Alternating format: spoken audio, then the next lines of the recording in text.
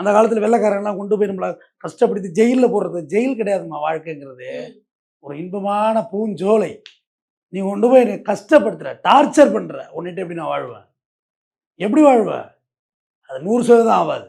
சரி, நீ DNA test எல்லாம் ஓகே ஆகிடுது, ரைட்டு, மாதம்பட்டி தான் அப்பான்னே வரட்டும், இப்படி வச்சுக்குமா? இது ஒரு பேச்சுக்கு. என்னடா இவ்வளோ ஒரு வக்கர மனநிலையில் இருக்கான்னு சொல்லாது. நான் வக்கரமான உலகத்தை பார்த்துக்கிட்டேன். அதனால எனக்கு அது என்ன நடக்குன்னு தெரியும். வீட்டுக்கு போயாச்சு, ஜாய்க்கு ரிசல்ட்டாக அந்த ரூமில் இருக்க போகுது. இந்த ரூமில் இன்னொரு ஃபிகரோட வந்து மாதம்பட்டி இருந்தால் நீ என்ன பண்ண போகிற? இதை விட ஒரு பனிஷ்மெண்ட் ஒரு பொண்ணுக்கு இருக்கவே முடியாது தானே? ஒரு ஃபீமேல் வேறு எதை வேணுமா அக்செப்ட் பண்ணிக்கலாம். குடிச்சிட்டு ஒன்று வந்து தெத்தம் உதைக்கலாம், அடிக்கலாம், தாங்கிப்பேன். ஆனால் நீ அங்கே இருக்கக்குள்ள கதவை திறந்து வச்சுட்டு இன்னொரு பெண்ணோட நான் அந்த ஆண் இருந்தால் உனக்கு எப்படி இருக்கும்? ஏன் செய்ய மாட்டார்? அதெல்லாம் உனக்கு கொடுக்குற டார்ச்சரே நீ ஓட ஆரம்பிச்சிருவேன். சுண்டாக்கான பெரிய காரணம். அதாவது இதில் ஸ்மார்ட் மூவ் எவ்வளோ இருக்குமா? ஸ்மார்ட் மூவே இருக்குது. ஒரு லீகல் நோட்டீஸ் அனுப்ப வேண்டியதானே மாதம்பட்டி, டைவர்ஸ் நோட்டீஸ் அனுப்ப வேண்டியதானே ஜாய்க்கு ரிசல்ட்டாவுக்கு. நாங்கள் ஒரே மாலையில் 2ஆக மாற்றிக்கிட்டோம், கல்யாணம் பண்ணிட்டோம், பட் நாங்கள் ரிஜிஸ்டர்லாம் கிடையாது, அன்வான்ட் மேரேஜ் தான் இது, நாங்கள் டிவோர்ஸ் பண்ணுறேன்னு சொல்லி அடிச்சு போட வேண்டிய பெட்டிஷன் அடிச்சு போட்டால் பஞ்சாயத்தை முடிஞ்சிருமே. ஆனால் மாதம்பட்டி ரங்கராஜ் இதில் எந்த லீகல் மூவும் பண்ணவே இல்லை, எதுவுமே இன்னைக்கு வரைக்கும் பண்ணலை, இன்னைக்கு வரைக்கும் பண்ணலை. அவங்க பண்ணுறாங்க, இவங்க போகிறாரு. அங்கே போயிட்டு அந்த மகளிர் ஆணையத்து போக்குள்ள ஒரு பொண்டாட்டி கையை பிடிச்சி ஒரு நடந்தார் பார்த்தீங்களா?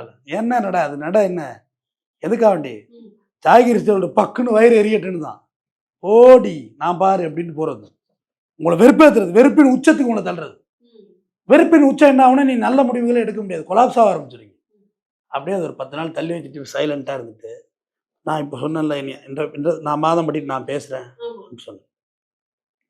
நான் மாதம்பட்டியில பேசுகிறேன், மாதம்பட்டி என்கிட்ட என்ன நான் சொல்கிறத கேட்டாருங்களா? நான் பேச வரலம்மா. பட் வாட்ஸ் யுவர் டிமாண்டுன்னு தெரியணும்ல. நீங்கள் தினம் டிமாண்ட் வச்சிங்கன்னா சிக்கலாயிடும். இப்போ விஜயலட்சுமி பேசுனாங்கல்ல, அவங்கள்ட்ட டிமாண்டே இருக்காது, பார்த்துருக்கீங்களே, டே சீமான் அப்படிம்பாங்க, அவ்வளவுதான். செருப்பிஞ்சிரும் சீமான், செருப்பிஞ்சிரும். நான் உனக்கு ப்ராஸ்டியூட்டாடா, நான் உனக்கு ப்ராஸ்டியூட்டாடா சொல்கிறா, நீ வந்து நின்னியடா, நாங்கள் வந்து நின்னமேடா, நானும் எங்கள் அக்காவும் நின்னமேடா, என்னடா இப்படி தான் இருக்கும் உங்கள் ஸ்பீச்சு. என்ன வேணும்? என்னதான் வேணும் சொன்னால் தானே முடிக்க முடியும் பஞ்சாயத்தை.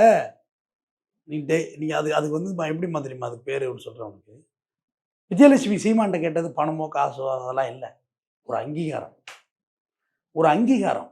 நீ என்ன லவ் பண்ண, என்னோட இருந்தேன்னு ஒத்துக்கடா, அவ்வளோதான், வேற ஒன்றுமே இல்லை. சிவன்மாமா உடம்பு செல்லமாமா அப்படிம்பாங்க ஒரு நாள், பார்த்துருக்கீங்களா? அந்த அந்த அந்த அன்காம்ப்ரமைஸ் லவ்மா, அது வந்து ஒரு பாதிக்கப்பட்டாதான் உனக்கு அது புரியுமே. கண்டிப்பா. அந்த புரிதல், அந்த அந்த அந்த ஒரு பாதிப்புக்கு ஜாய்கிரி தள்ளப்பட்டு